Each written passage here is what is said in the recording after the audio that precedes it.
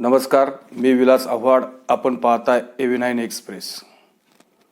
घड्याळ तेच, वेळ नवी हे स्लोगन देऊन राष्ट्रवादीच्या अजित गटाचं 2 दिवसीय अधिवेशन कर्जतमध्ये पार पडलं आणि या दुसऱ्या दिवशीच्या अधिवेशनाच्या या शिबिरामध्ये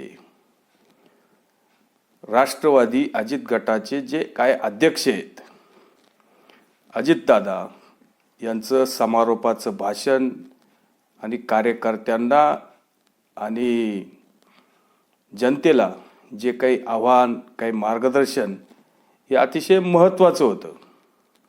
या 2 दिवसामध्ये अनेक वक्त्यांची भाषणं झाली, मार्गदर्शनं झालीत.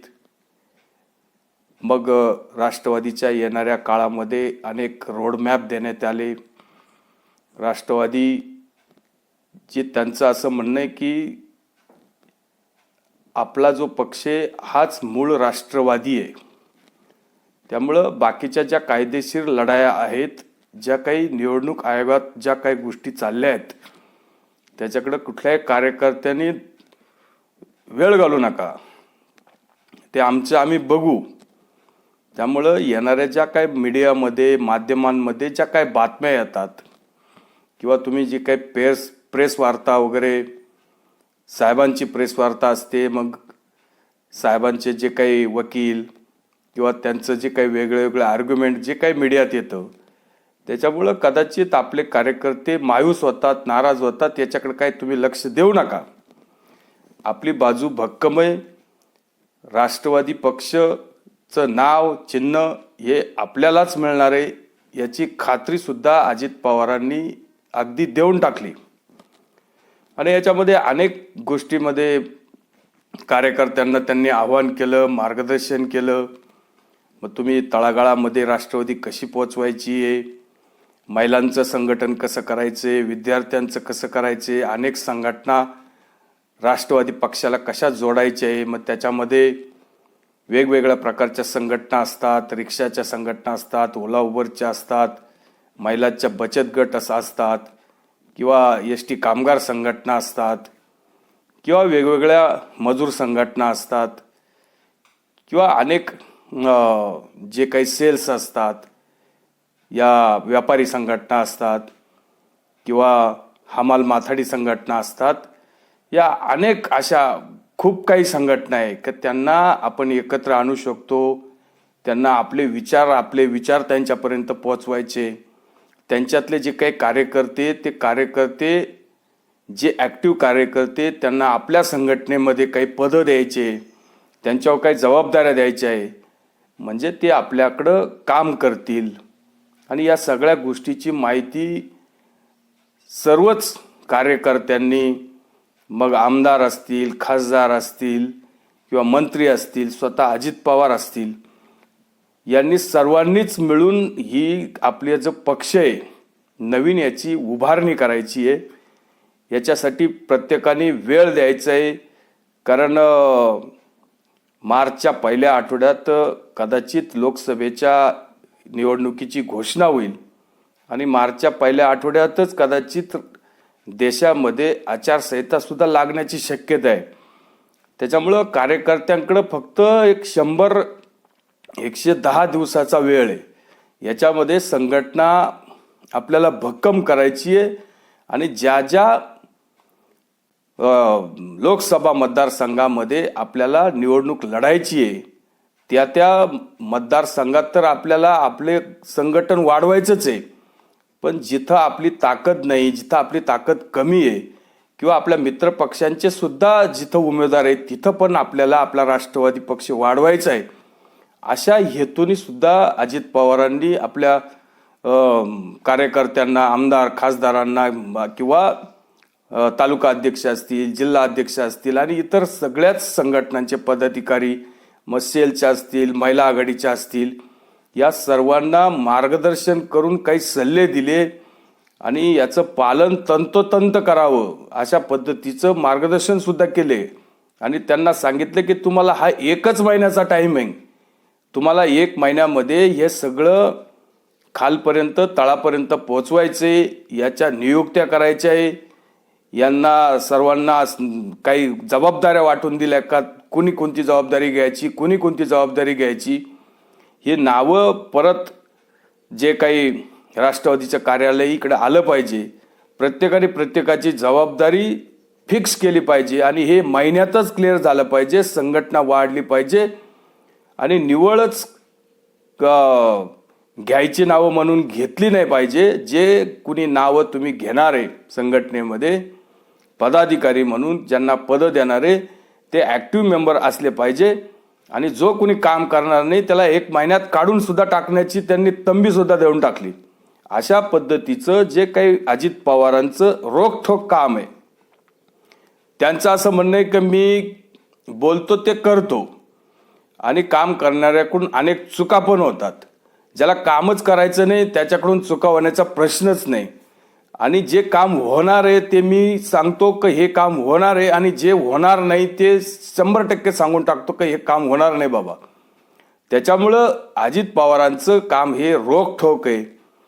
ज्या कामाचं त्यांनी आश्वासन राज्याला दिलं असेल, जनतेला दिलं असेल, ते 100% पूर्ण होईल आणि जे काम ते त्यांच्याच्याने होणार नाही ते कामाच्या संदर्भात ते बोलत पण नाही.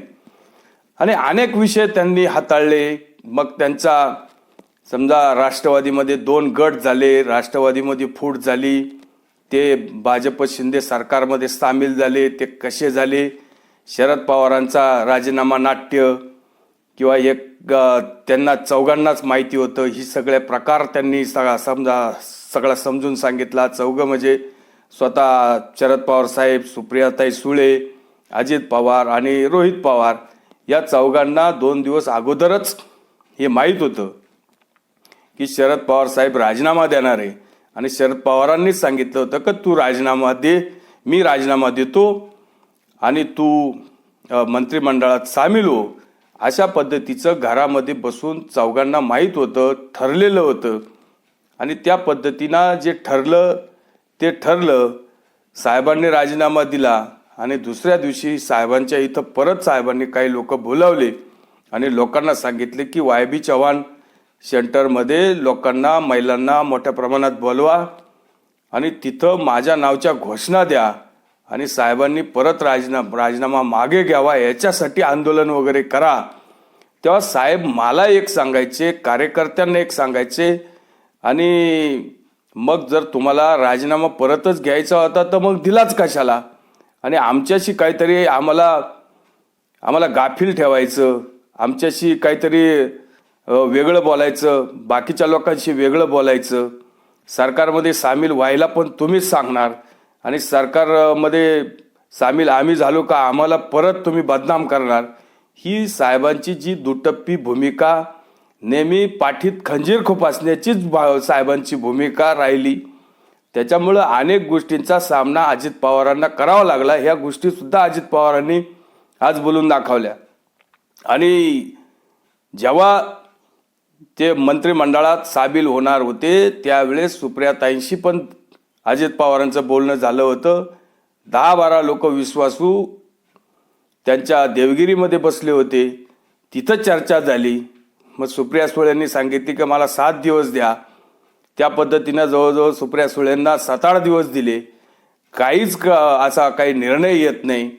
नंतर मग सुप्रियाताईंनी काही सांगायचं कमी करून टाकलं. आम्ही मंत्रिमंडळात सामील झालो. हे नाटक परत चालू झालं. परतही बी आम्हाला YB चव्हाणला फक्त सांगितलं तुम्ही मंत्रीच येऊन भेटा. मग काहीतरी सुप्रियाताईंनी सांगायचं की गाडी ट्रॅकवर आहे, तुम्ही 9-10 लोक येऊन भेटा. आम्ही 9-10 लोक एक दिवस जाऊन भेटलो. दुसऱ्या दिवशी परत आमदार काही राहिले होते, त्या आमदारांना आणलं. ते आमदार घाबरत होते पण मी त्यांना सर्वांना आणलं आणि सुप्रियाताईंनी सांगायचं की गाडी ट्रॅकवर आहे. फक्त हे आम्हाला बदनाम करण्याचं षड्यंत्र मोठ्या प्रमाणातून होत होतं. नेमकं काही समजत नव्हतं. भेटायला आम्ही जात नव्हतो, पण साहेबांनीच आम्हाला बोलवायचं की तुम्ही मंत्र्यांनी या, आमदारांनी या, मला भेटा, गाडी ट्रॅकवर आहे. सगळ्या गोष्टी होऊन सुद्धा नंतर साहेबांच्या पलट्या, साहेबांच्या कोलाटुड्या, ह्या सगळ्या गोष्टींमुळं अक्षरशः त्रस्त होण्याची वेळ आली. शेवटी वयाचे काही आता 10-15 वर्ष राहिले, याच्यामध्ये अनेक गोष्टी साध्य करायच्या आहे. अनेक गोष्टी साध्य करायच्या. याचा अर्थ अजित पवारांना मुख्यमंत्री होण्याची खूप इच्छा आहे. ही त्यांनी काय अनेक वेळा बोलून दाखवली. यातही त्यांनी अप्रत्यक्षरित्या ते बोलूनच दाखवले की वयाचे 10-15 वर्ष जे काय करायचे, म्हणजे त्याच्यामध्ये त्यांना मुख्यमंत्री या राज्याचं व्हायचे हे 100% आणि काळ्या दगडावरची रेघ आहे. आणि अनेक गोष्टी बोलल्या. मग त्यामध्ये त्यांचं असं शरद पवार किंवा मोठे साहेब बोलले की माझ्या समोर सुप्रियाला राष्ट्रीय अध्यक्ष करून टाका. त्याला आम्ही तयार होतो. मी म्हटलं का मी विरोधी पक्ष नेत्या पदाचा राजीनामा देतो, मी प्रांताध्यक्ष होतो. त्याला गोष्टीला सर्वजण तयार होते. पण करताना एक करायचं, बोलताना एक करायचं, अशी दिशाभूल आमची नेहमी मोठ्या साहेबांकडून केली गेली. आणि याच्यामध्ये मोठे सगळेच जवळजवळ सर्वांच्या सह्या, सर्वांच्या समोर काही निर्णय झालेले असताना सुद्धा अनेक गोष्टी वारंवार सतत ज्या भूमिका बदलत गेल्या. मग त्याच्यामध्ये त्यांनी बऱ्याच गोष्टी सांगितल्या की मग ते समान नागरिक कायद्याचं काही सांगत होते. त्याच्यामध्ये ते बोलले की त्या कुटुंब नियोजनाच्या बाबतीत, लोकसंख्येच्या बाबतीत, समान नागरिक कायद्याच्या बाबतीत बोलले की याच्या बाबतीत सुद्धा लोकांनी विचार केला पाहिजे. पण लोक आपले उगेच भूलथापांना बळी पडतात. समान नागरिक कायद्याच्या याच्यात आणि आरक्षणाच्या याच्यामध्ये काही संबंध नाही. आरक्षण जे काही ज्यांना लोकांना दिलेले ते कोणी काढू शकत नाही. समान नागरिक कायदा हा वेगळा आहे. समान नागरिक म्हणजे समोर सर्व समान हा विषय वेगळा आहे आणि आरक्षणाचा विषय वेगळा आहे. हे सांगत असताना त्यांनी काही जे लोकसंख्या आणि कुटुंब नियोजनाच्या बाबतीत जे काही बोललं की आता एक पेक्षा तर नकोच आहे, पण ठीक आहे पण दोन मुली जरी झाल्या तरी लोकांना असं वाटतं की तिसरा वंशाचा दिवा पाहिजे. पण काहींना त्याचा अनुभव आहे की वंशाचा दिवा किंवा मुलीच चांगला लावू शकतात असा काहींना अनुभव आहे. त्यामुळं एक अप्रत्यक्षरित्या सुप्रियाताईंना आणि शरद पवारांना, अजित पवारांनी तो टोलाच मारलेला आहे की महिलासुद्धा किंवा मुलीसुद्धा वंशाचा दिवा होऊ शकतात. तर हरकत नाही त्या गोष्टीला. महिला पण होऊ शकतात, मुली पण होऊ शकतात. या गोष्टी मुलं काय मुली काय ह्या सगळ्या समान गोष्टी आहे. तो त्यांच्या जागी त्यांनी काय टीका करावी, काय बोलावं हा अजित पवारांचा प्रश्न आहे.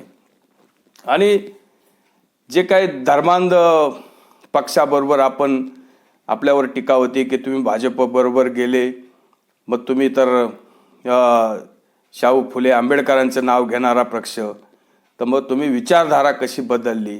तर त्या बाबतीत सुद्धा त्यांनी सांगितलं की भाजप NDA बरोबर अनेक पक्ष असे की त्यांनी भाजपला सपोर्ट केला, भाजपमध्ये सत्तेमध्ये होते. मग त्यामध्ये नितीश कुमार असतील, ममता बॅनर्जी असतील किंवा फारुख अब्दुल्ला असतील किंवा महबूबा मुफ्ती असतील, मायावती असतील, असे अनेक पक्ष, मग उद्धव ठाकरे असतील, असे अनेक पक्ष भाजपबरोबर त्यांनी काही वर्षाची युती केली, मंत्रिमंडळात सामील होते.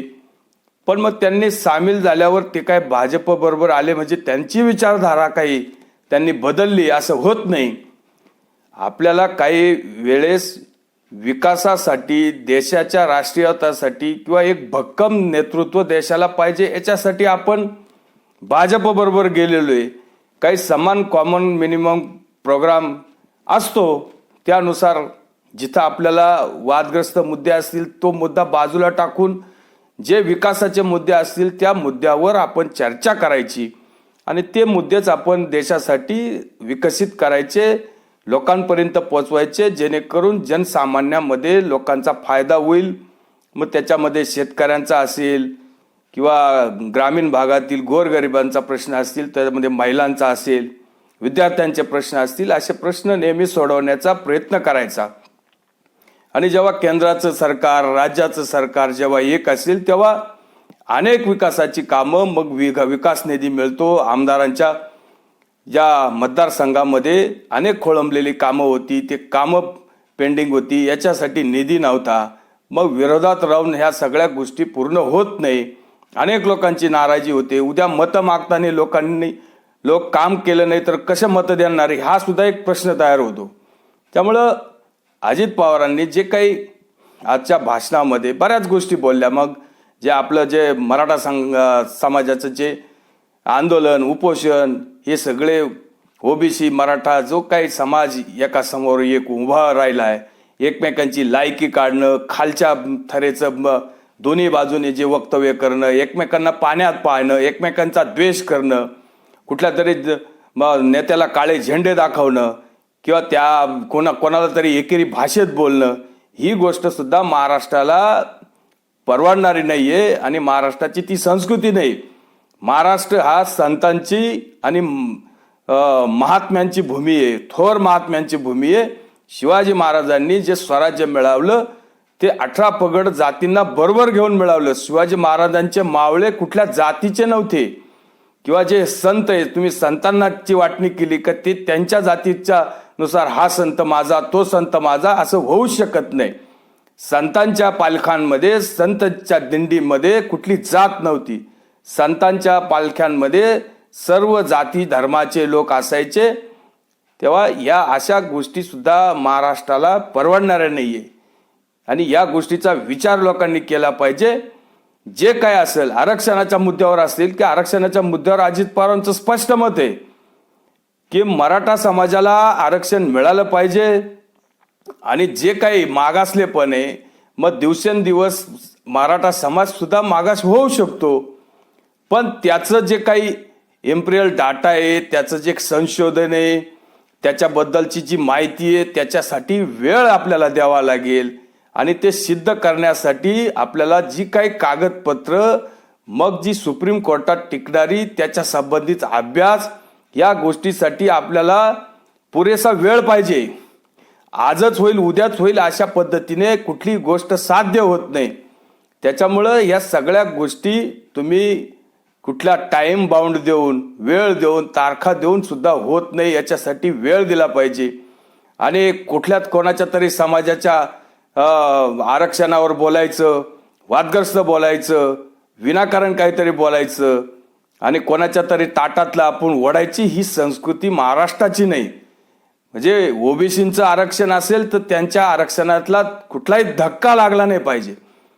मराठा समाजाला आरक्षण मिळालं पाहिजे तर ते स्वतंत्र आरक्षण मिळालं पाहिजे. याच्यासाठी मुख्यमंत्री एकनाथराव शिंदे, उपमुख्यमंत्री देवेंद्र फडणवीस आणि स्वतः अजित पवार हे प्रयत्न करतात. ते मग केंद्राकडून काय त्याच्याबद्दलची कशी आपल्याला वाढवता येईल, मग बिहारने वाढवलं तर महाराष्ट्र का वाढू शकत नाही, अशा पद्धतीचं काम सुद्धा महाराष्ट्रात चालू आहे. आणि जे काही कुणबी जे ऐतिहासिक पुरावे निजामांच्या याच्यामध्ये, त्या लोकांना ओबीसीत घ्यायला काय हरकतच नाही. त्या पद्धतीने ज्यांच्याकडे दाखले तयार आहे किंवा त्यांना दाखले ऑलरेडी मिळाले, त्यांची कुणबीमध्ये नोंद होईल, ते ओबीसीत जातील, त्यांना ओबीसी आरक्षण पण मिळेल. पण हा वाद कुठंतरी संपला पाहिजे. एकमेकांनी एकमेकाच्या अंगावर जायचं, कोणाला तरी वाईट शिव्या द्यायच्या, धमक्या द्यायच्या, याची त्याची लायकी काढायची, याला रस्त्यावर फिरून देणार नाही, त्याचे हातपाय तोडू किंवा जातीच्या बाबतीत उद्धार करायचा, वेगवेगळ्या प्रकारचे कुठंतरी कोणाचे घरं पेटवायचे किंवा राज्यामध्ये अशांतता कशी निर्माण होईल किंवा कोणाच्या तरी शहरामध्ये दंगली घडवायच्या किंवा कोणाला तरी कोणत्या तरी पक्षाला याचा राजकीय फायदा होईल, अशा पद्धतीचं कोणीतरी वागत असेल, मग त्याच्यामध्ये कोणी सत्ताधारी असेल किंवा कोणी जो कोणी सत्तेत नसेल, अशाही लोकांनी अशा पद्धतीची जी वागणूक आहे ती महाराष्ट्राला परवडणारी नाही. आणि महाराष्ट्राला परवडणारी नाही तर ती देशाला परवडणारी नाही. कारण अशा पद्धतीचं जे जातीय विष जर कोणी कालवत असेल तर ती राष्ट्रवादी आणि अजित पवार जिवंत असेपर्यंत ते महाराष्ट्रात घडवणार नाही, अशा प्रकारची ग्वाही अजित पवारांनी आज त्यांच्या या भाषणामध्ये, कार्यकर्त्यांच्या भाषणात किंवा शिबिरामध्ये कर्जतला दिली. आणि अतिशय चांगल्या पद्धतीचं भाषण अजित पवारांचं आज झालं. योग्य मार्गदर्शन, योग्य संस्कृतीचं दर्शन जे काय असेल त्यांच्या पक्षाचं तो भाग सोडा, त्याबद्दल आपल्याला काय म्हणायचं नाही. पण जी काय महाराष्ट्रातली आजची जी परिस्थिती आहे किंवा महाराष्ट्रात ज्या पद्धतीने जे वातावरण आहे आणि ज्या पद्धतीने अजित पवारांनी बोलायला पाहिजे त्याच पद्धतीने अजित पवारांनी अगदी व्यवस्थितपणे कान उघडणी काही लोकांची केलेली आहे. आणि काही लोकांनी कसं याच्यामध्ये राजकीय फायदा उठवण्यासाठी चिथावणीखोर जे काही कोणाने कानमंत्र दिले असतील, कुणी नेत्यांच्या कानामध्ये काड्या घातल्या असतील आणि त्याच्यामुळं जे काही दंगलीचं स्वरूप राज्यामध्ये आलं, काही ठिकाणी ज्या काही मध्यंतरी जाळपोळी झाल्या, काही ठिकाणी ज्या अनुचित प्रकार झाले, हे अशा पद्धतीचे प्रकार परत घडलेच नाही पाहिजे. या अशा पद्धतीचं जे काही त्यांचं जे मार्गदर्शन झालं अतिशय चांगलं झालं. अशाच मार्गदर्शनाची गरज आहे महाराष्ट्राला. मग तो कोणत्याही पक्षाचा नेता असो, कोणी आमदार असो, खासदार असो, त्या माणसाने महाराष्ट्र कसा एक राहिला पाहिजे, महाराष्ट्र कसा एक संघ राहिला पाहिजे, राज्यामध्ये शांतता कशी नांदली पाहिजे, अशाच पद्धतीचं योग्य मार्गदर्शन नेहमी घडत राहिलं पाहिजे अशी आपण अपेक्षा करूया. तुर्तच मी थांबतो. व्हिडिओ आवडला असेल तर लाईक करा, शेअर करा. धन्यवाद.